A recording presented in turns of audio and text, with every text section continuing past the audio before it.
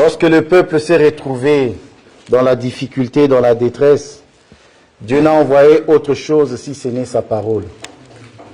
Selon que la Bible nous dit, dans leur détresse, ils ont invoqué le Seigneur, l'Éternel, et l'Éternel envoya sa parole, et sa parole les guérit. Et sa parole les délivra de la fosse. Amen. Alors aujourd'hui, j'aimerais que tu sois conscient de ça. Peu importe la fosse dans laquelle tu peux te trouver, c'est que la parole de Dieu a le pouvoir de te délivrer, de te sortir de cette fosse-là. Pourquoi? Parce que la Bible nous dit que lui-même, Jésus, il est entré dans le tombeau. Donc, vous savez, il a été enterré. Il est sorti de cette fosse-là. Donc, peu importe les difficultés, peu importe la fosse dans laquelle tu peux te retrouver, l'Évangile nous dit que Jésus est sorti du tombeau et nous sommes sortis avec lui. Amen. Alors, peu importe les difficultés que tu peux rencontrer dans ta vie, que cette espérance, que cette foi, même si tu n'as pas beaucoup de choses à dire dans la prière, remémore cette phrase-là, que Jésus est sorti dans le tombeau. Puisqu'il est sorti du tombeau, moi aussi je sortirai de mes difficultés. Amen. Que Dieu bénisse sa parole. Alors sans plus tarder, nous allons prendre le livre de Juges, parce que nous continuons dans notre enseignement sur le temps des juges. Et pour faire un petit résumé de ce qui a été dit la semaine passée, nous avons parlé de la ville de Palmiers, qui a été prise par Églon. Et cette ville-là, nous avons vu que cette ville peut représenter un peuple. D'ailleurs, le chrétien représentait une ville. Et puisque tu représentes une ville, comme Jésus dit, qui est située sur une haute montagne, tout le monde va t'envier. Tout le monde voudra s'emparer de toi. Vous savez, lorsque nous sommes sortis de l'Égypte, lorsque Israël est sorti de l'Égypte, Pharaon et ses grands ont dit, qu'avons-nous fait? Allons les reprendre pour qu'ils soient de nouveau esclaves. Vous voyez? Lorsque tu sors du péché, ne crois pas que le péché s'est terminé. Non, non, non, non, non, non, non. Frère, tu auras des combats. Ce n'est pas parce que tu es en Christ que tu as accepté le témoignage de Jésus, que tu es en Jésus, que les combats sont terminés. Non, les combats commencent. Pourquoi les combats commencent? Parce que tout simplement, tu es devenu une menace pour le royaume des ténèbres. Tu portes en toi la lumière. Et cette lumière-là, c'est la parole de Dieu. Ça dérange. Ça dérange. Donc, il voudra toujours s'emparer de toi et te ramener là où tu étais avant. Alors que toi, tu es sorti de toutes ces choses-là. Lui, il veut te ramener. Nous avons parlé de la ville du palmier et nous avons surtout insisté sur le palmier. Pourquoi? Parce que le palmier est un arbre qui est appelé à grandir. C'est un arbre qui est appelé à croître et à être enraciné dans la maison de l'Éternel. C'est le chrétien qui doit grandir. Pourquoi? Parce que tout simplement, nous devons quitter la bassesse. Ça veut dire l'enfance. Ça veut dire boire le lait maternel. C'est bien, c'est pour nous affermir, c'est bien. Mais après cela, nous devons grandir pour avoir part à la nourriture solide. Si tu ne bois que le lait, tu n'auras pas l'occasion de manger l'agneau. Or, je crois que l'agneau est une viande vraiment très très bon. Ah. Et tu n'auras pas non plus l'occasion de boire le vin. Pourquoi? Parce que le vin, c'est pour les grandes personnes. Un enfant ne peut pas boire le vin. Par contre, les grands, eux, ils peuvent boire le vin. Amen. Et nous devons grandir. Dans la croissance, nous avons parlé de la croissance, nous avons aussi parlé d'être enracinés dans la parole de Dieu. Amen. Que Dieu soit loué. Et nous avons aussi vu que lorsque Jésus est entré à Jérusalem, comment il a été accueilli avec la palme. Ils ont célébré et nous avons dit que la palme plutôt est une branche du palmier et cela veut dire tout simplement le témoignage de la justice. Amen. Voilà. Aujourd'hui, nous allons voir Éhude, parce que j'en ai parlé un peu il y a 3 dimanches. Éhude, l'émissaire, ça veut dire quoi? C'est celui qu'on va envoyer à la rencontre du roi. Et du roi qui persécute Israël. Et Éhude Dieu va l'investir. Maintenant, c'est Éhud qui va avoir la mission. Amen. La mission d'aller affronter ce roi et nous allons voir comment il va l'affronter. C'est magnifique. Juge, le chapitre 3, à partir du verset 12. Je lis au nom de Jésus-Christ. Amen. Les enfants d'Israël firent encore ce qui déplaît à l'Éternel. Et l'Éternel fortifia Églon, roi de Moab, contre Israël, parce qu'ils avaient fait ce qui déplaît à l'Éternel.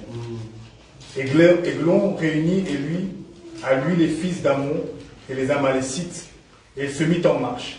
Il bâtit Israël, et ils s'emparèrent de la ville des palmiers. Et les enfants d'Israël furent asservis 18 ans à Églon, roi de Moab. Les enfants d'Israël crièrent à l'Éternel, et l'Éternel leur suscita un libérateur, Éhud, fils de Guéra, benjamite, qui ne servait pas de la main droite. Les enfants d'Israël envoyèrent parmi lui un présent à Églon, roi de Moab. Éhud se fit une épée à 2 tranchants, longue d'une coudée, et il la ceignit sous ses vêtements au côté droit. Il offrit le présent à Églon, roi de Moab. Or Églon était un homme très gras. Lorsqu'il eut achevé d'offrir le présent, il renvoya les gens qu'il avait apportés. Il revint lui-même depuis les carrières près de Gilgal, et il dit, « Ô roi, j'ai quelque chose de secret à te dire. » Le roi dit, « Silence !» Et tous ceux qui étaient auprès de lui sortirent. Et Éhud l'aborda comme il était assis seul dans sa chambre d'été, et il dit, « J'ai une parole de Dieu pour toi. » Églon se leva de son siège. Alors Éhud, avançant la main gauche, tira l'épée de son côté droit et lui fut enfoncée dans le ventre. La poignée même entra après la lame, et la graisse se referma autour de la lame, car il ne retira pas du ventre l'épée qui sortit par derrière. Éhud sortit par le portique, ferma sur lui les portes de la chambre haute et tira le verrou. Quand il fut sorti, les serviteurs du roi vinrent et regardèrent, et voici les portes de la chambre haute étaient fermées au verrou. Ils dirent, sans doute il se couvre les pieds dans la chambre d'été. Ils entendirent longtemps. Et comme ils n'ouvraient pas les portes de la chambre haute, ils prirent la clé et ouvrirent, et voici leur maître était mort, étendu par terre. Pendant leur délai, Éhud prit la fuite, dépassa les carrières et se sauva à Séira. Dès qu'il fut arrivé, il sonna la trompette dans la montagne d'Éphraïm. Les enfants d'Israël descendirent avec lui de la montagne et se mirent à leur tête. Il se mit à leur tête. Amen. Voilà une longue lecture, mais très importante. Pourquoi? Parce que après je ne reviendrai peut-être plus sur la lecture, parce que j'aimerais parler, il se peut que je revienne. Alors, Éhud, la Bible nous dit, Éhud est benjamite. Benjamite, dans un premier temps, nous allons comprendre d'abord sa tribu. Parce que, de par sa tribu, lorsque Benjamin est né, sa mère dit fils de ma douleur et son père dit fils de ma droite. Donc, Éhud, de sa tribu, il représente la force. Les Benjamites, c'est la droite de Dieu.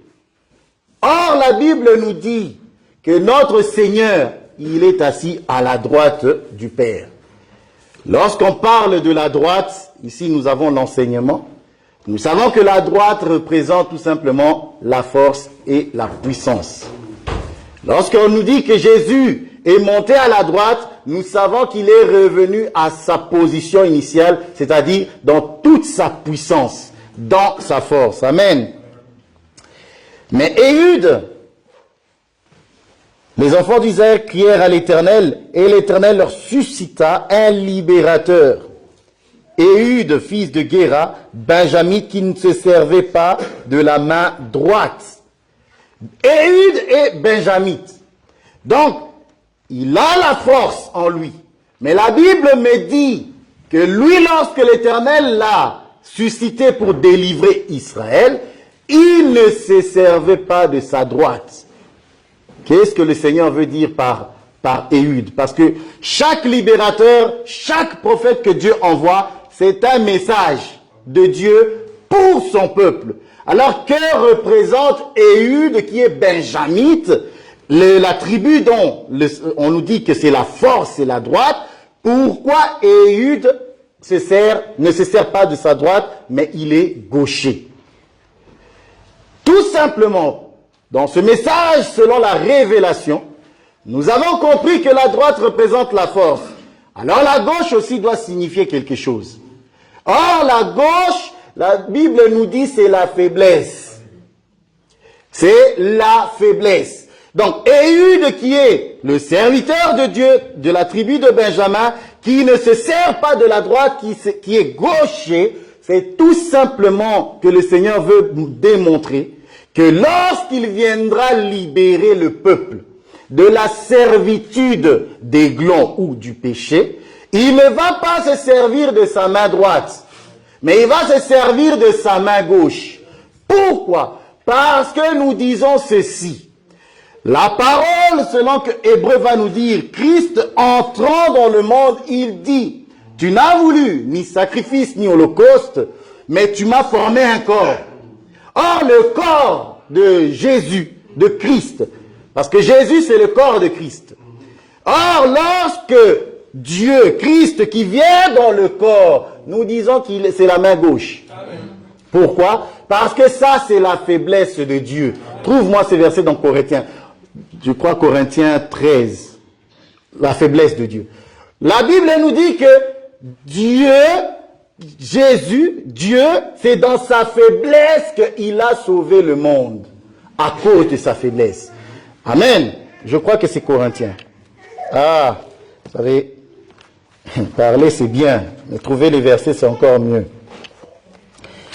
Prends-moi 1 Corinthiens, je crois, ou 2 Corinthiens. Je crois plutôt que c'est dans les 2 Corinthiens. Voilà, à cause de sa faiblesse. C'est ça, c'est vraiment cette phrase-là que je cherche. C'est vraiment cette phrase-là. Il a été crucifié à cause de sa faiblesse. Ça, c'est les 2 Corinthiens qui nous disent ça. 13 versets. Voilà, tu peux me lire s'il te plaît. 13 versets. 4. Voilà, voilà. Car il a été crucifié à cause de sa faiblesse. Mais il vit par la puissance de Dieu. Nous aussi, nous sommes faibles en lui, mais nous vivrons avec lui par la puissance de Dieu pour agir envers lui. Amen. Voilà. Car il a été crucifié à cause de sa faiblesse.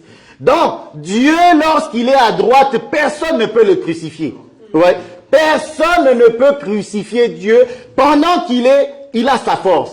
C'est pour ça, lorsque Hérode vient, il dit, il veut arrêter Jésus. Jésus lui dit, allez dire à ce renard que je parle aujourd'hui, demain et après-demain, je m'en irai. Là, il est en train de dire que je suis encore fort.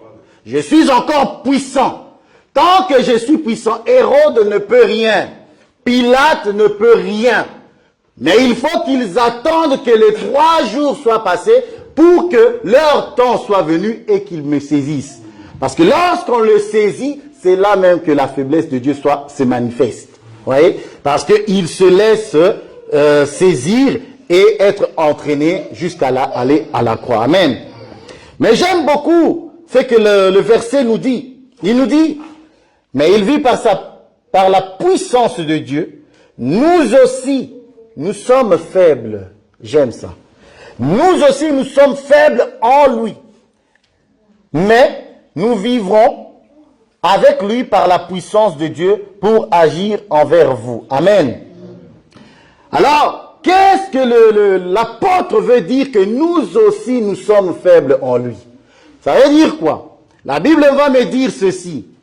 Soumettez-vous donc à Dieu et au temps convenable, il vous élèvera. Oui. Donc, c'est lui qui est soumis à Dieu. C'est une position que nous avons en Christ. L'Église de Dieu n'a pas la position où il est à droite. Non. Non. J'explique. Parce que la soumission veut dire tout simplement être faible. Lorsque tu es soumis à la parole, parce que Jésus, il est soumis à Christ. C'est pour ça même qu'il va obéir. Il va dire, toutefois que ta volonté soit faite. Vous voyez? Quand il dit, toutefois que ta volonté soit faite, ça veut dire, je suis fort, mais je me mets dans la position de la faiblesse pour obéir à ta parole. Pourquoi? Parce que cette obéissance-là va l'amener à la croix, et après la croix, il va mourir, et la droite de Dieu va le ramener. Parce que c'est l'esprit qui a ramené Jésus. Vous voyez? Le corps.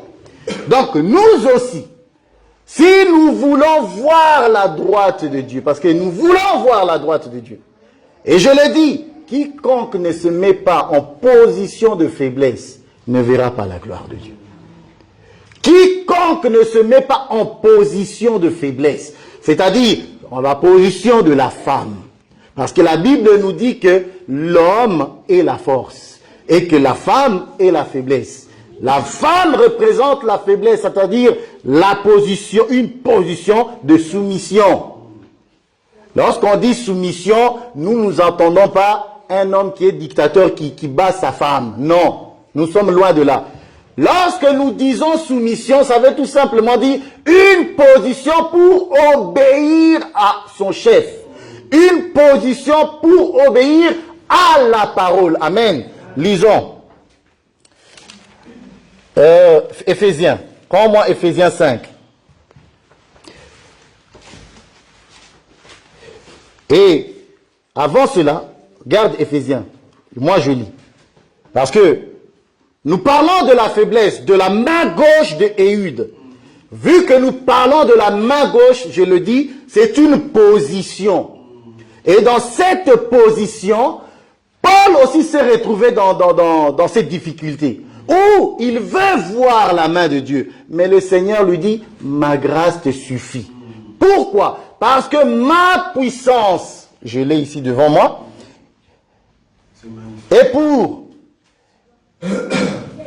Au chapitre 12, non, frère, toi garde-moi Éphésiens. Tu vas me lire Éphésiens. Il dit, il m'a dit, verset 8, 3 fois j'ai prié le Seigneur d'éloigner de l'éloigner de moi. Et il m'a dit, ma grâce te suffit, car ma puissance s'accomplit dans la faiblesse. Ma puissance, donc la puissance de Dieu s'accomplit dans la faiblesse. Donc, étant homme de Dieu, étant chrétien, si tu n'es pas dans la position de la faiblesse, tu ne verras pas la gloire de Dieu. C'est ça que cela veut dire. Ça veut dire tout simplement, c'est quoi même la position de la faiblesse? La position de la faiblesse, c'est lorsque tu traverses des temps difficiles, frère. Lorsque tu traverses des temps difficiles, tu es dans la faiblesse. Et quand tu es dans cette faiblesse-là, l'apôtre Jacques va nous dire, et Pierre, soumettez-vous sous sa main puissante. Ayez cette capacité d'être dans la position de la faiblesse. Et lorsque tu es dans la position de la faiblesse, devant lui, dans ton cœur, c'est dans le cœur, hein, dans ton cœur, par la foi, en obéissant à la parole, c'est alors que Dieu lui-même t'élèvera au temps convenable. Parce que c'est ça la parole. Et si quelqu'un, étant chrétien, n'a pas cette position, il ne verra pas la gloire de Dieu. Amen. Lis-moi Éphésiens. Chapitre 5, verset. Quel verset? 22. À partir du verset 22. Pour voir juste la position de la faiblesse de la femme. Femmes, soyez soumises à vos maris, comme au Seigneur. Car le mari est le chef de la femme, comme Christ est le chef de l'Église, qui est son corps et dont il est le sauveur. Or de même que l'Église est soumise à Christ, les femmes aussi doivent l'être à leur mari en toutes choses. Marie, aimez vos femmes comme Christ a aimé l'Église, et il s'est livré lui-même pour elle, afin de la sanctifier par la parole, après l'avoir purifiée par le baptême d'eau. Amen. Voilà. Et c'est quoi encore la faiblesse? Pourquoi je dis que nous, dans ce temps, nous devons être dans la position de la faiblesse afin de voir la droite de Dieu? Parce que quiconque se met dans cette position-là, eh ben, dans l'obéissance et dans la foi de Jésus-Christ, il verra la main de Dieu. Tout simplement, Israël va représenter la force. Israël, avec la loi, les psaumes et les prophètes, représente la force. Nous allons lire Ézéchiel. Ézéchiel 33. J'aime bien ce Ézéchiel. Où le Seigneur va dire par son prophète Ézéchiel 33, le verset 26 à 27. Juste le 26 à 27. Ézéchiel 33. Vous vous appuyez sur votre épée. Vous commettez des abominations. Attends. Vous vous appuyez sur quoi? Votre épée. L'épée représente la force. Or, lorsque Dieu dit vous vous appuyez sur votre épée, ce n'est pas son épée à lui. Ça veut dire que vous vous appuyez sur votre force. Et Dieu n'aime pas ça. Il dit à Moïse, lorsque vous entrerez, lorsque vous aurez des guerres et que vous remporterez des victoires et vous serez maître de territoire, ne dites surtout pas que c'est par mon épée que nous sommes emparés du pays. Non. Parce que si vous dites cela, ça voudrait dire que Dieu n'était pas au milieu de vous et que c'est par votre capacité propre que vous vous êtes emparés du pays. Et ça, c'est de voler la gloire à Dieu et ce n'est pas correct. Continue, frère. Vous vous appuyez sur votre épée. Vous commettez des abominations. Chacun de vous déshonore la femme de son prochain. Et vous posséderiez le pays? Dis-leur, ainsi parle le Seigneur, l'Éternel. Je suis vivant. Ceux qui sont parmi les ruines tomberont par l'épée. Ceux qui sont dans les champs, j'en ferai la pâturage des bêtes. Et ceux qui sont dans les forts et dans les cavernes mourront par la peste. C'est bon? Ah, c'est bon. Alors, dans les Hébreux, dans l'épître des Hébreux et dans Ézéchiel et Jérémie, Dieu parlant de l'esprit qui doit arriver, il dit ceci: je leur donnerai un cœur de chair et non plus un cœur de pierre. Tout simplement, comme je le disais tout à l'heure, Israël représente tout simplement le temps où la puissance de Dieu, la main droite de Dieu est manifestée. Par la puissance déjà à le délivrer de l'Égypte pour l'amener à Canaan. Dieu, c'est par sa main droite qu'il a délivré Israël. Cependant, pour ôter le péché, il va utiliser la gauche. Pourquoi? Parce que la gauche, je l'ai dit, est représentative de Jésus.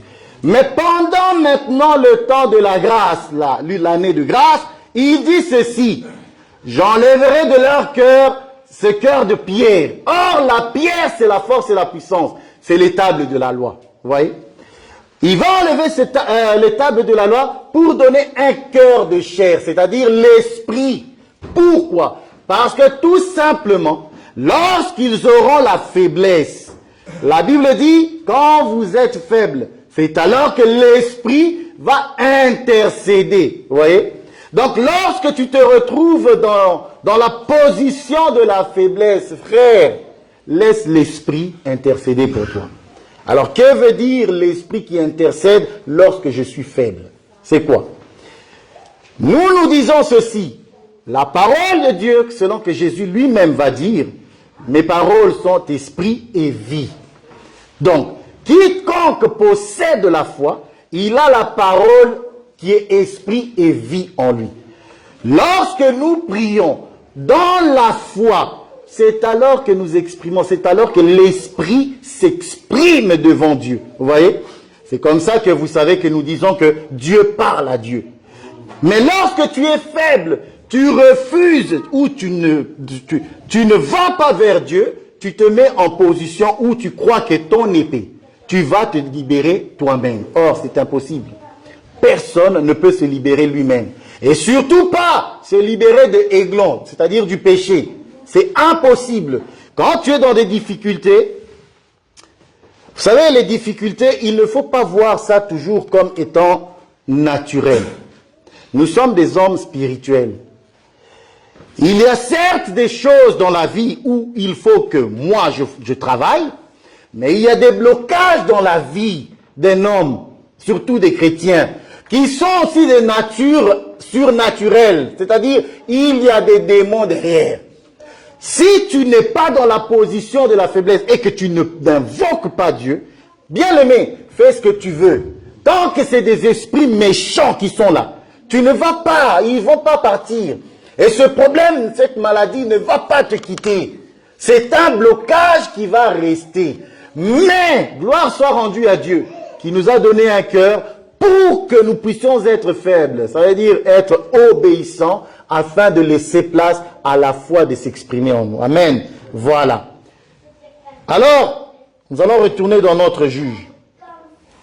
Et nous allons voir un peu Églon.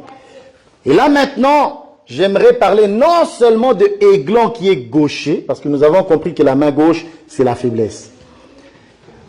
Maintenant, nous allons voir que Églon, Dieu l'a suscité, ok, mais comment il va aller? Écoutez-moi très bien. Frère, continue un peu la lecture d'Églon. Parce que là, maintenant, j'aimerais expliquer. Parce que, oui, nous sommes investis de l'Esprit de Dieu pour faire la mission. Comme je l'ai expliqué la semaine passée, la mission, c'est obéir à Dieu. Parce que l'Esprit sur nous, c'est pour que nous puissions être capables de servir Dieu. Et quiconque a l'Esprit de Dieu se doit de servir Dieu. Parce qu'on ne peut pas servir Dieu si son Esprit n'est pas sur nous. Amen. Voilà. Il faut que ça soit clair. Juge 3, le verset 17. Oui. Il offrit le présent à Églon. Non, non, non. Recommence au verset 13. Églon réunit à lui les fils d'Amon. Non, c'est trop loin. Attends, que je sois là, non. Verset 3. Hein. Oui, vas-y. Verset 3. Non, vas-y directement au verset 15. Les enfants d'Israël voilà. À l'Éternel. Uh-huh. Et l'Éternel leur suscita un libérateur, Éhud, fils de Guéra, benjamite, qui ne se servait pas de la main droite. Les enfants d'Israël envoyèrent par lui un présent à Églon, roi de Moab. Éhud se fit une épée à 2 tranchants. Stop. Alors, Israël qui est assiégé était en train de payer chaque année le tribut à Églon. Si vous voyez ça dans le semeur, si tu as le semeur, s'il te plaît, comme ça vous voyez que Israël, chaque année, ils allaient payer le tribut, c'est-à-dire payer les impôts et payer de leur richesse qu'ils prenaient pour que Églon ne les détruise pas. Ils sont assiégés par les ennemis. Amen. Alors, Églon va être choisi. Et Dieu va susciter Églon. Et Israël va, par lui, aller le choisir pour que lui, maintenant, cette année-là, aille voir Églon. Qu'est-ce que cela veut dire? Nous savons que lorsque nous voyons ces choses, dans la révélation, Israël qui est assiégé, c'est en réalité le péché qui règne encore. C'est le péché qui est dans la loi, les psaumes et les prophètes. Israël ne s'en sort pas parce que le péché est là. Et pour que le péché soit ôté, il faut que Dieu envoie un émissaire. Il faut que Dieu envoie une personne. Et la Bible nous dit, au temps de Jésus, Jésus faisait tellement de miracles que plusieurs croyaient en lui. L'un des sacrificateurs, Caïphe, qui était le souverain sacrificateur cette année-là, il dit à Israël, ne voyez-vous pas qu'il vaut mieux que pour que la nation soit bien, qu'une seule personne meure pour tous et que la nation soit en paix. C'est alors que maintenant le complot va commencer pour que Jésus meure pour tous. Et l'apôtre va dire, il ne savait pas qu'en disant cela, il prophétisait. Parce que c'est lui qui était en réalité le souverain sacrificateur cette année-là. C'est la même chose ici. Pour aller vers Églon, c'est-à-dire vers celui qui dérange Israël, vers celui qui empêche le peuple de Dieu d'être heureux, il faut un émissaire. Mais cet émissaire-là, ce que j'aime, c'est que Dieu l'a suscité. Dieu a mis sa pensée en lui.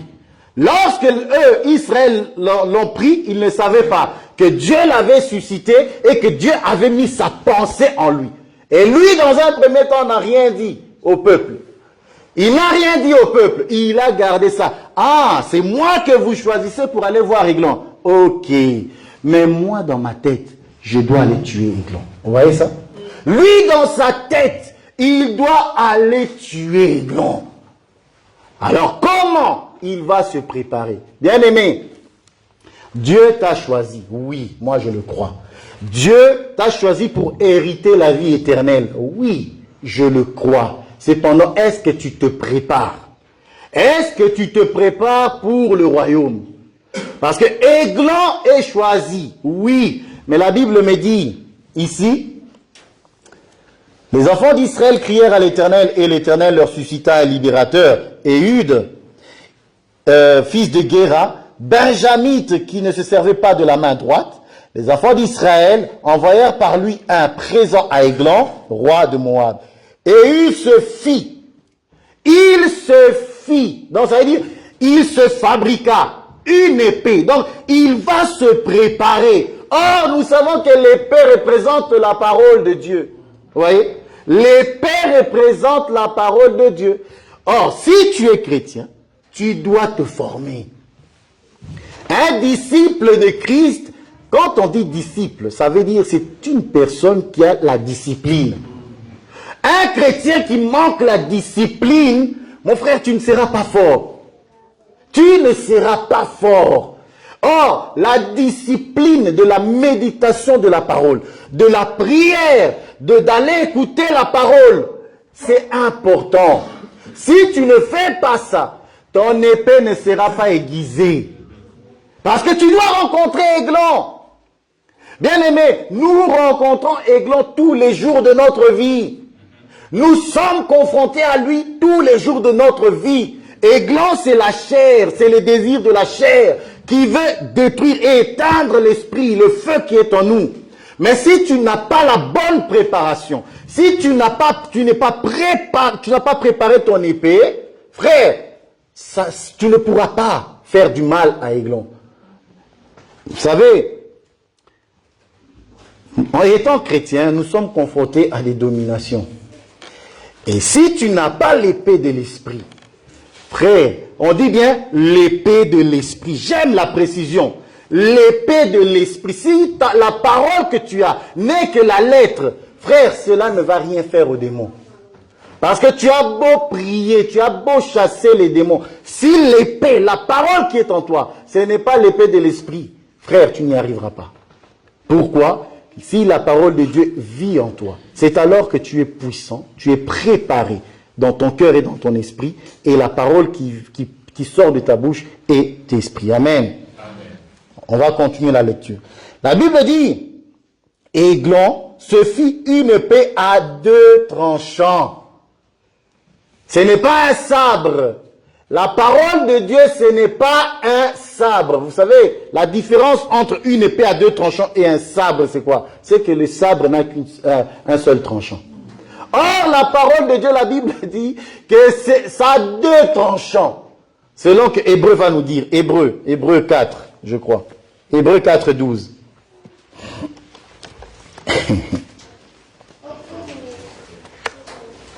Car la parole de Dieu est vivante et efficace, plus tranchante qu'une épée quelconque à 2 tranchants, pénétrante jusqu'à partager âme et esprit, jointure et moelle.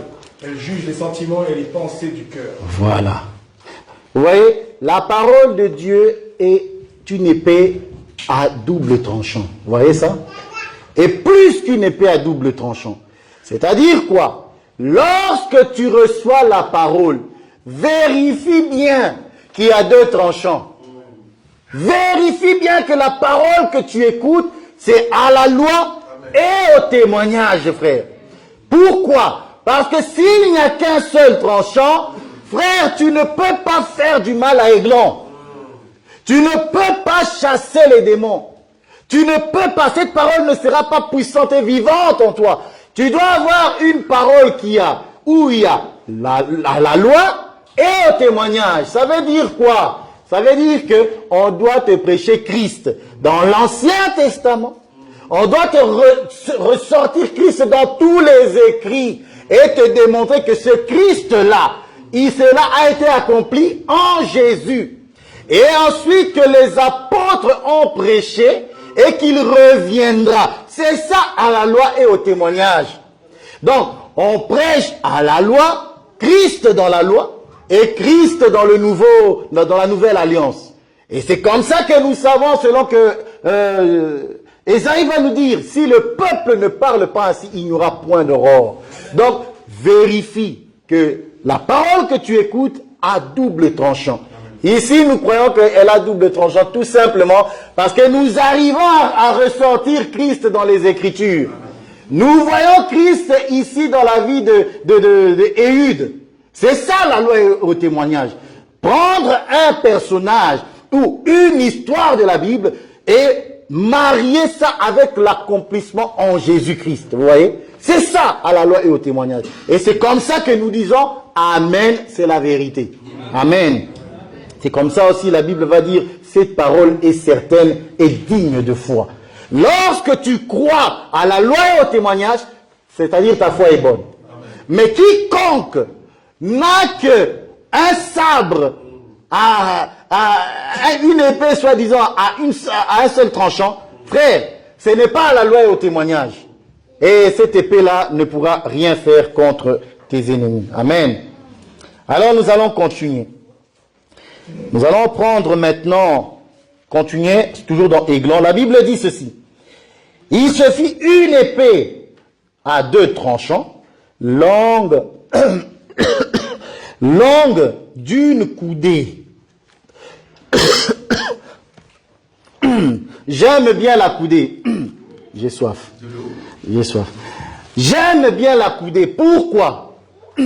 Parce que tout simplement, oui, Aiglon est en train de se faire une épée à 2 tranchants, mais la mesure doit être respectée.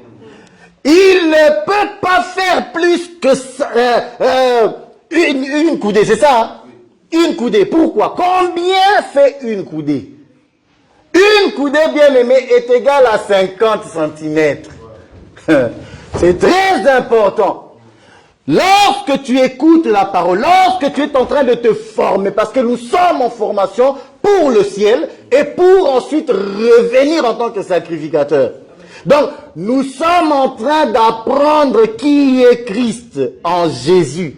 Hein? Ça, c'est ça l'école. C'est ça, se faire une épée à double tranchant. Mais la mesure doit être respectée. Et la mesure doit avoir une coudée.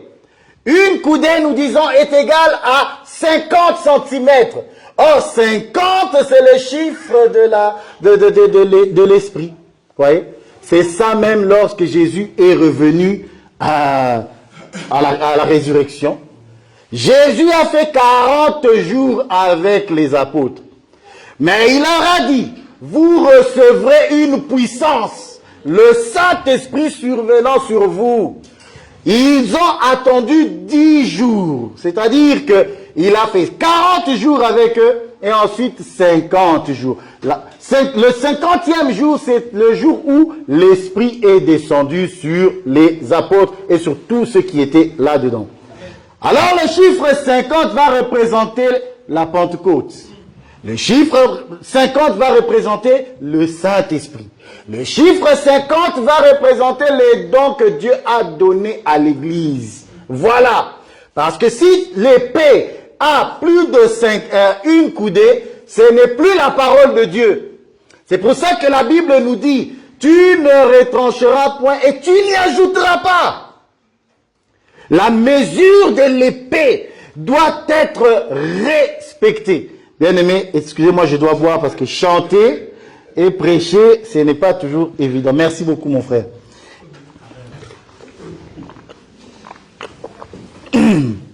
Voilà. Donc, la mesure doit être respectée. Nous lisons Colossiens 3. Ah, j'aime ça. Colossiens 3, pas Corinthiens, Colossiens. Garde-moi ce Colossiens. J'arrive.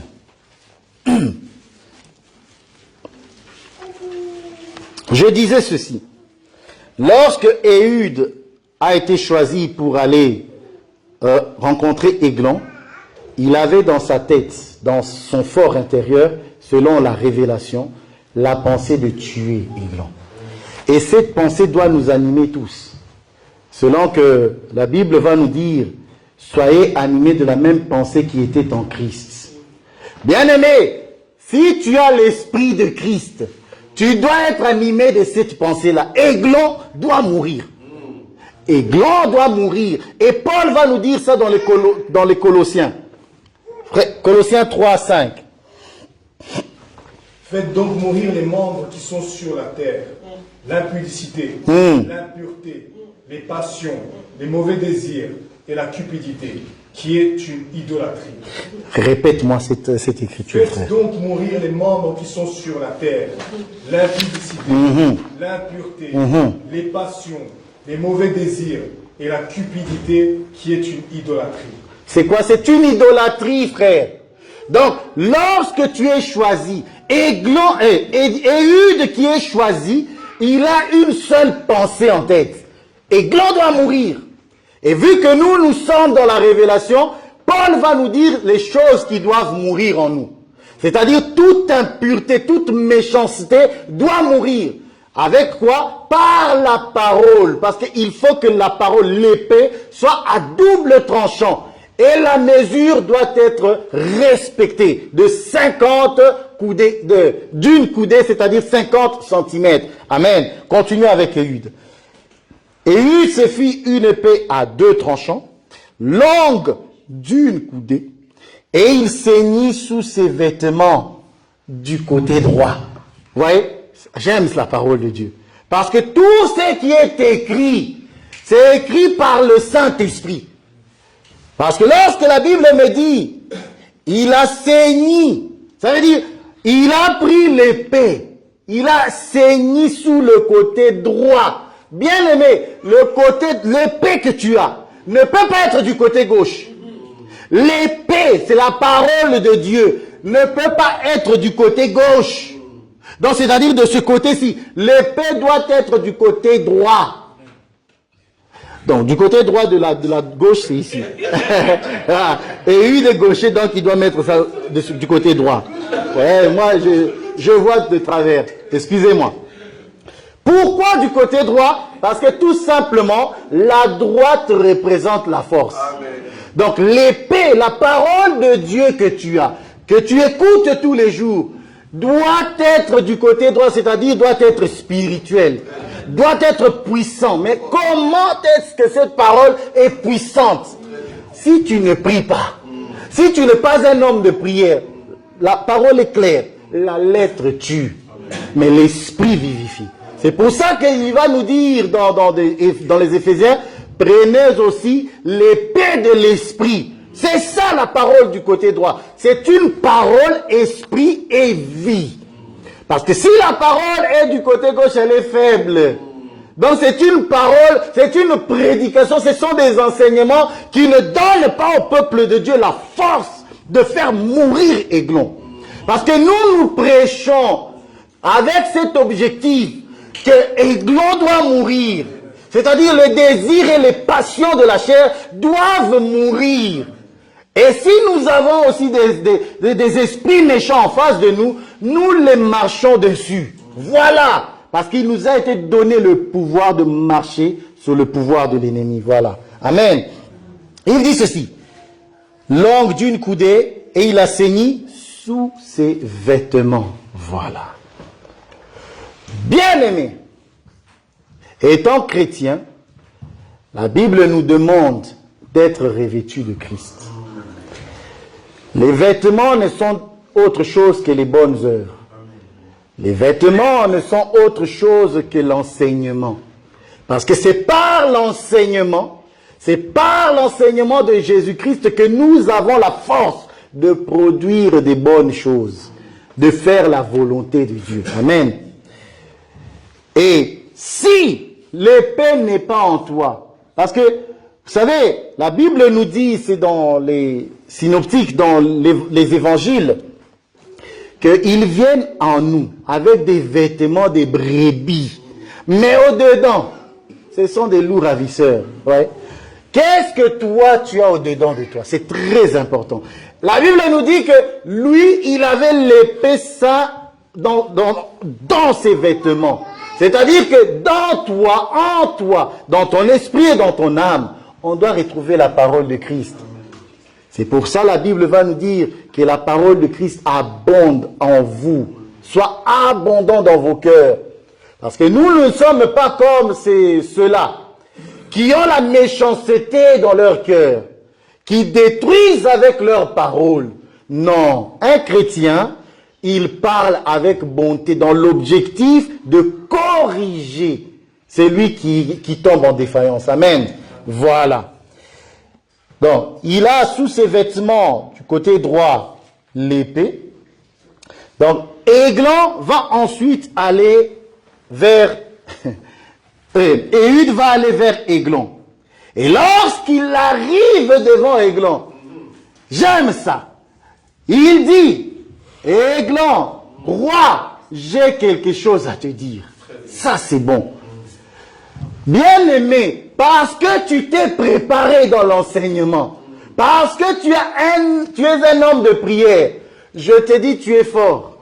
Tu es fort, tu es puissant. Là, maintenant, tu peux dire à Églon un secret.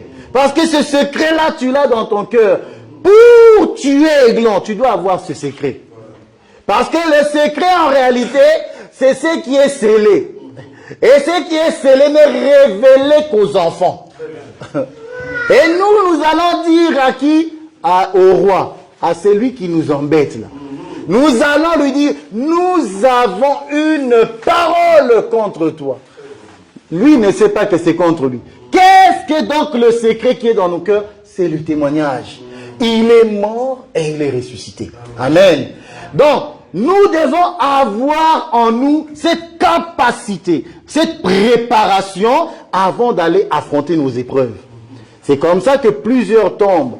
Parce que lorsqu'ils se présentent, il y a un Églon qui se présente dans leur vie, ils n'ont pas la parole pour pouvoir parler. Ils n'ont pas le secret pour pouvoir dire le secret. Tant que tu n'auras pas dit le secret, le roi dit, si vous ne me dites pas mon rêve et ce qu'il en est, je vous tuerai tous. Tous seront tués. Donc, nous comprenons que quoi? Que quiconque n'a pas l'interprétation du songe, quiconque n'a pas le secret, la révélation du secret de Dieu va mourir. Or, nous, Dieu nous a fait grâce d'avoir la pensée de Christ et de comprendre les Écritures. Ah oui. Ah oui. Voilà. Alors, Églon va dire à tout le monde, sortez. Églon va dire à tout le monde, sortez. Cet enfant va me dire. Ah, j'aime ça. Lorsque Églon dit sortez, ça c'est tout un peuple qui était retenu par lui, frère. Ah, j'aime ça.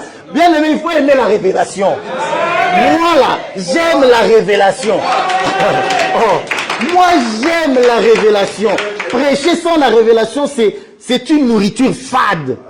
Oh, nous aimons mettre les épices. Nous aimons que notre nourriture soit bien épicée. Que la parole de Dieu, elle n'est bonne que par la révélation.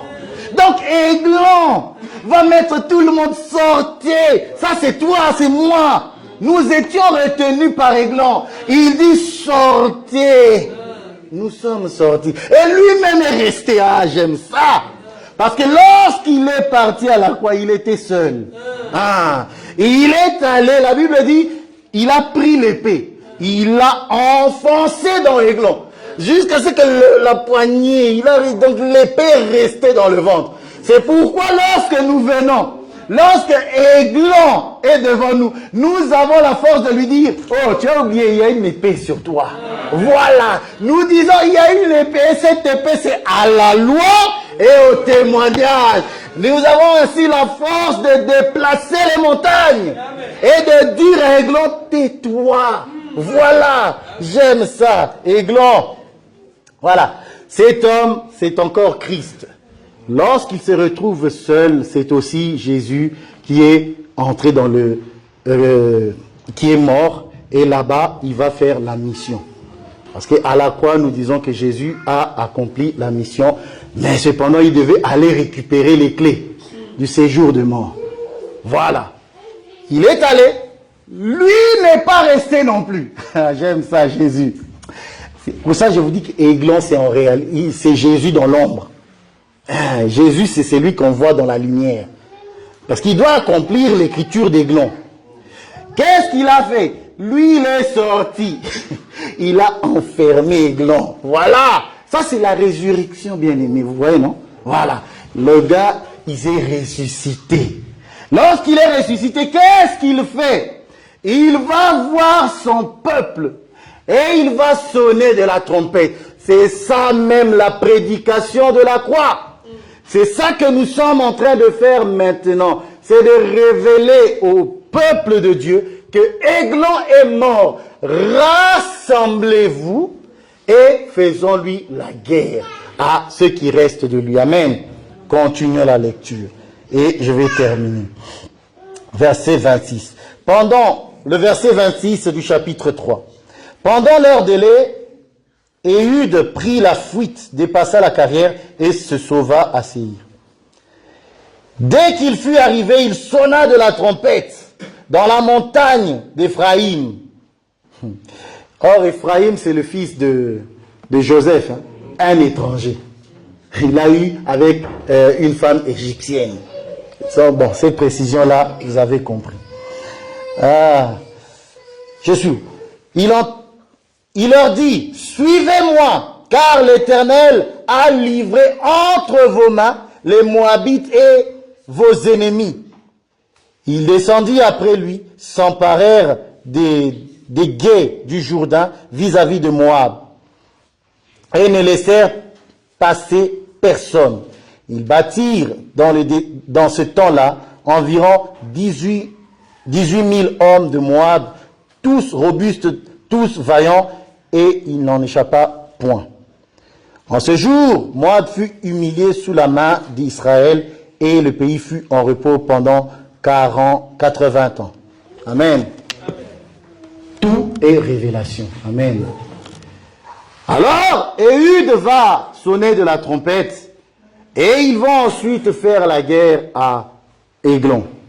Lorsqu'ils ont fait la guerre, c'est ici que je termine, la Bible dit, les derniers détails, la paix est restée pendant 80 ans. Or, 80, c'est le chiffre 8. Or, le chiffre 8, nous savons que c'est l'alliance de la circoncision. Parce que le 8e jour, les enfants mâles doivent être circoncis. Et le 8e jour, c'est aussi David, qui est dans la forêt. C'est-à-dire dans l'éternité, qui doit venir pour être oint. Vous voyez? Donc le 8e, donc le 80 ans de règne, ça veut dire c'est le millénium. Ça c'est le millénium d'abord qui va... Parce qu'en réalité le millénium c'est le chiffre 7. Le chiffre 8 vient après. Mais cependant nous avons compris que lorsque le peuple s'est rassemblé, ils ont fait la guerre, il y a eu d'abord le chiffre 7 et ensuite le chiffre 8 est arrivé. Amen. Et les 80 années de paix. Alors bien aimés, en parlant d'Éhud, c'est que je voulais vraiment que vous compreniez, c'est la préparation d'Éhud. Éhud, Dieu l'a choisi, oui. Mais Éhud, avant d'aller voir Aiglon, il s'est préparé. Un chrétien, je l'ai dit la fois dernière, ne reste pas enfant. Il doit grandir. Pourquoi? Parce que dans le royaume des cieux, bien aimés, les enfants ne seront pas là-bas. Il n'y aura que des grandes personnes. Quand on dit grande personne, comprenez, je ne parle pas de la taille physique. Je parle de l'esprit. Je parle de nous autres qui mettons en pratique la parole de Dieu. Il faut se préparer. Un disciple, c'est quelqu'un qui est préparé. C'est quelqu'un qui prend le temps à l'enseignement. C'est quelqu'un qui prend le temps à la prière. Tu dois grandir. Je le dis à l'impératif. Tu dois grandir. Tu veux le royaume, tu dois grandir. Et ensuite, non seulement tu te prépares pour le royaume, mais tu te prépares aussi, pourquoi pas, pour être ici. Pourquoi pas? Pourquoi pas? Tu écoutes la parole, on a aussi besoin, nous croyons que nous avons des dons. Nous autres là, nous croyons que chacun de nous a des dons. Et cependant, on ne peut pas laisser ça, des dons inertes. Les dons doivent fonctionner. Cependant, c'est pourquoi nous disons, frères, formez-vous. Nous sommes dans une église où on est formé. Alors profitons pour recevoir la formation, pour être en mesure de parler. Et un dernier verset. Le carquois. Carquois. C'est psaume. Psaume 100 et quelques. Ah, j'aime ça. Psaume 100.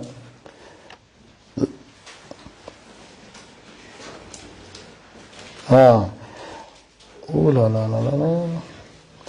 Le psaume 127, je crois. Je suis dedans. Voilà. Psaume 127, je vais lire. Et je m'arrête là. La Bible dit, heureux l'homme qui en remplit. On va dire le verset 4. Non, le verset 3. Voici, voilà le verset 3. 27, verset 3. Voici des fils sont un héritage de l'Éternel. Le fruit des entrailles est une récompense. Comme les flèches dans la main du guerrier, ainsi sont les fils de la jeunesse. Heureux l'homme qui en a rempli son carquois. Ils ne seront pas confus quand ils parleront avec des ennemis à la porte. Vous voyez? Bien-aimés, nous sommes tous ici des flèches dans le carquois de Christ. Et Christ a besoin que tu sois formé parce qu'il veut t'utiliser. Oui, nous ne sommes pas tous appelés au ministère de la parole. Je dis Amen. Tous, nous ne sommes pas appelés au ministère de la parole. Cependant, tous, nous sommes appelés à être formés. Parce que tu ne sais pas comment Jésus, Christ, veut utiliser. Donc, tu es une flèche. Prépare-toi. Sois aiguisé. Prépare l'épée à double tranchant. Parce que le Seigneur en a besoin. Que Dieu bénisse sa parole.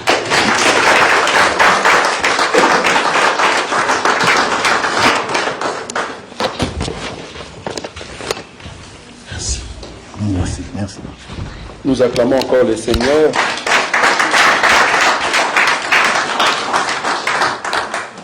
Acclame l'homme de Dieu parce que avoir un serviteur comme ça qui nous présente la révélation, peut-être que vous n'avez pas bien vu. Bon, heureusement que nous sommes dans une église de ceux qui comprennent la profondeur des Écritures. Vous savez, comme nous le disons, la Bible, ce n'est pas un livre normal. La Bible, c'est un livre, si on peut l'appeler ainsi, une bibliothèque, et qui cache de lumière terrible. C'est tout à fait normal quand l'homme de Dieu parlait, peut-être pour ceux qui ne sont pas à la hauteur de nos enseignements, vous n'avez rien vu. Mais je sais que l'homme de Dieu ne peut pas, comme on dit, demeurer dans des petites choses que l'Église connaît déjà. Mais moi, comme étant président du culte, j'aime toujours prendre ces petites choses-là pour vous aider à comprendre au fait ce qu'il voulait dire. Ce que l'homme de Dieu voulait dire, c'est quoi? Nous avons la partie qu'on appelle l'esprit et la partie qu'on appelle la chair. Ok. Maintenant, il faut que la partie esprit se prépare à écouter la parole de Dieu, l'épée. Vous voyez ça? Maintenant, il faut que cette épée soit au fait tranchante à deux côtés. C'est-à-dire, ne lis pas seulement le Nouveau Testament. C'est ça. Si tu veux aller au ciel, ne lis pas seulement le Nouveau Testament, tu ne vas rien comprendre. Il faut lire et l'Ancienne Alliance et la Nouvelle Alliance pour comprendre où se trouve le Christ dans la Bible. Maintenant, comme tu as compris, tu viens maintenant devant ton miroir, dans la douche. Tu dis à ton corps, remarquez cette écriture, l'homme de Dieu, excusez-moi de prendre tes écritures. Et c'est là-bas que nous allons prier. La Bible dit ceci dans le livre de Juges, frère béni. C'est cette écriture-là qui m'a attiré. Dès que tu es devant le miroir, dans ta douche, et que tu as écouté la parole de Dieu, il faut que cette question vienne devant toi. Tu regardes bien ton corps, la beauté que tu as, l'élégance que tu as, l'argent que tu as. Tu te regardes devant le miroir. Si tu vois cette chose en toi, comprends qu'il y a un danger dans ta vie. C'est-à-dire, si tu continues, tu vas mourir très bientôt. C'est quoi la chose? Juge. Chapitre 3, le verset 17. C'est l'élément que moi qui m'a retenu. Il est dit quoi? Il offrit le présent à Églon, Oui. roi de Moab. Oui. Attends. Or, Églon, Églon était comment? un homme très gras. Églon était comment? Si tu es obèse dans les corps et que les muscles, on ne le voit pas, tu vas mourir très bientôt. C'est-à-dire, tu as laissé ton corps prendre du poids. Je ne sais pas si tu vois ça. Tu as laissé ton corps prendre de la graisse. Tu vas mourir. C'est pour cela qu'il faut appeler Ehud, afin qu'il vienne. Il va enlever la partie graisse. Parce que l'épée, quand l'épée est entrée, la Bible dit c'est la graisse. C'est la graisse. Il faut enlever la partie graisse, frère. La graisse. Amen. En d'autres termes, quand tu te regardes devant le miroir, tout ce qui est des biens, des avantages du monde qui te donne la joie. Il y a quelqu'un, j'ai vu, c'est un bien-aimé que nous, qui était avec nous. Bon, je dis qui était, mais j'espère qu'il est toujours avec nous, mais il doit faire attention. C'est bien-aimé, je l'ai vu sur, comment on dit, TikTok. Il dit, j'ai un billet, je vends ce billet. Enfin, je ne vends pas, pardon. Je vais donner cadeau, voilà. Je vais donner cadeau pour ceux qui veulent aller voir Guégué. Est-ce que vous avez compris Guégué? Moi, je l'appelle Guégué parce qu'il est parti danser comme tout ce genre-là du monde. Vous avez vu, non, leur concert? Voilà, leur concert, c'est du monde. Donc, le bien-aimé prend ce billet-là, il veut donner à un bien-aimé qui veut prendre le billet pour aller en enfer. Bon, allons comme ça. Parce que tous ceux qui sont partis là-bas, j'ai vu des gens, soi-disant dans un concert chrétien, mais qui dansent Fali. Là-bas, j'ai vu. Ils ont dansé Fali. Je dis, ils ont dansé Fali. La musique qui était là-bas, c'était Fali. Mais celui qui chante, soi-disant homme de Dieu. Frère, si tu n'enlèves pas la graisse dans ta vie, si tu n'enlèves pas tout ce qui attire la chair, les danses, vous avez remarqué que ces derniers temps, dans des églises, c'est des danses. C'est des danses. Et les danses en question, ils copient le monde complètement. Ils copient le monde. Et puis dans leur prière, quand nous disons prière, ici l'homme de Dieu a dit prière, oubliez, enlevez dans votre tête que nos prières ici, c'est monter sur un arbre. J'ai vu un homme qui est monté sur l'arbre. Il disait à Dieu, Dieu, je veux me tuer. Si tu ne me guéris pas. Moi j'ai dit, Seigneur, laisse-le tomber. Le monsieur est tombé 2 fois. J'ai dit, est-ce qu'il ne s'est pas cassé là? On ne force pas Dieu. Amen. Dieu est Dieu. S'il veut te guérir, il va te guérir. S'il ne veut pas, il n'y a personne qui va aller en justice avec Dieu. Amen. Devant ton miroir, si la chair a encore le pouvoir sur ton esprit, tu n'iras pas au ciel, bien-aimé. Tous les chrétiens que vous voyez, s'ils sont encore émotionnels, cela veut dire qu'ils ont encore la graisse. Ce sont des chrétiens gras. Or, Églon était comment? Gras, rempli de graisse. Alors, il faut que Ehud vienne avec l'épée pour enlever, au fait, cette partie de la graisse. C'est là-bas que l'épée a bien touché. La partie de la graisse. On comprend qu'il mangeait trop. Il prend de la nourriture, McDo. Je ne suis pas sur terre, hein, on est d'accord. Hein? Il mange trop de McDo. Or, les McDo spirituels, écoutez-moi, les McDo spirituels, c'est tout ce que tu vois dans le monde. Quand tu écoutes la musique du monde, c'est McDo spirituel. Il y a trop de mayonnaise à l'intérieur. La mélodie, ça t'attire. Trop de ketchup. Trop de salade. Mais la nourriture, on l'appelle fast food. C'est-à-dire, ça va amener des graisses dans ta vie. Tout ce que tu vois dans le monde, c'est le péché, frère. Si tu veux être sauvé, il faut prendre l'épée. Regardez que l'épée a été aiguisée. J'ai beaucoup aimé. On a aiguisé l'épée de 2 côtés.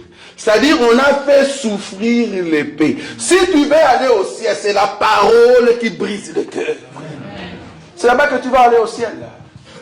Si vous aimez la parole qui caresse le corps, tu n'iras pas au ciel. Mais nous ici, nous savons qu'un enfant de Dieu, pour aller au ciel, tu dois passer par la persécution. Amen. Par la persécution. Nous sommes debout. Amen. Nous devons passer par la persécution. Car tout homme, toute femme qui n'a pas encore donné sa vie complètement à Jésus, tout homme qui laisse que le corps puisse diriger sa vie, tout homme qui laisse encore que la chair dirige au fait de sa vie, tu es encore émotionnel. Or, les émotionnels n'entreront point au ciel. Tu es trop gras. La partie chair prend de la masse. Or, il faut que les muscles qui sont en toi puissent en fait sortir. Qu'est-ce qu'il faut faire?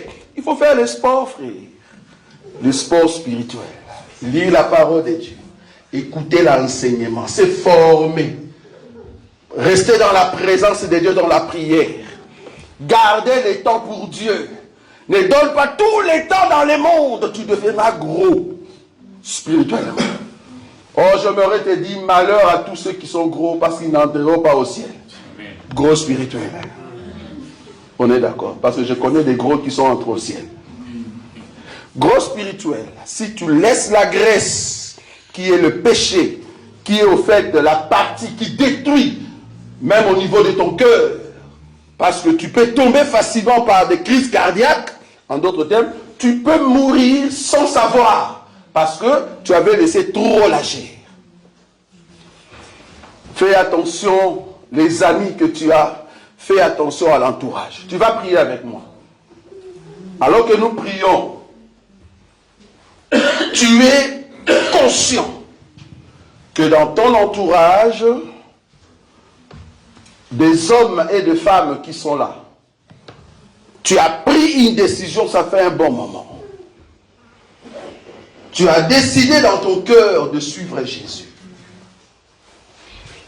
Depuis le jour où tu as pris la décision, mais il s'est fait que il y a des hommes ou soit des femmes qui sont venus pour dire, est-ce que tu crois encore à ces choses? Parce que j'aimerais vous dire, l'évangile d'aujourd'hui, beaucoup n'y croient plus. Ils n'ont plus, en fait, la croyance. Pourquoi? Parce qu'il y a trop de bêtises. Il y a trop de bêtises. C'est tout à fait normal, parce que le diable a rempli le monde avec des fast-food, de faux enseignements, de faux pasteurs, de faux apôtres, de faux prophètes, qui prophétisent de choses qui plaisent en fait à la chair. Fast-food. Et cela donne quoi? La graisse dans le corps spirituel. Si tu sais que tout autour de toi, tu as des hommes et des femmes, mais qui t'empêchent d'avancer, qui t'empêchent d'aller de l'avant, c'est à toi que je parle. J'aimerais que tu puisses prier avec moi. Que le Seigneur t'aide, qu'il puisse te donner la force de ne point écouter ces hommes-là, de ne point écouter ces femmes-là. Parce que tu as besoin d'avancer, aller plus dans les choses de Dieu, rechercher la face de Dieu. Si tu sais que tu es dans cette situation, là où tu es, commence à prier avec moi. Dis Seigneur, garde-moi afin que le monde ne puisse pas m'influencer. Commence à prier. Alléluia. Que le monde ne puisse pas t'influencer, bien-aimé.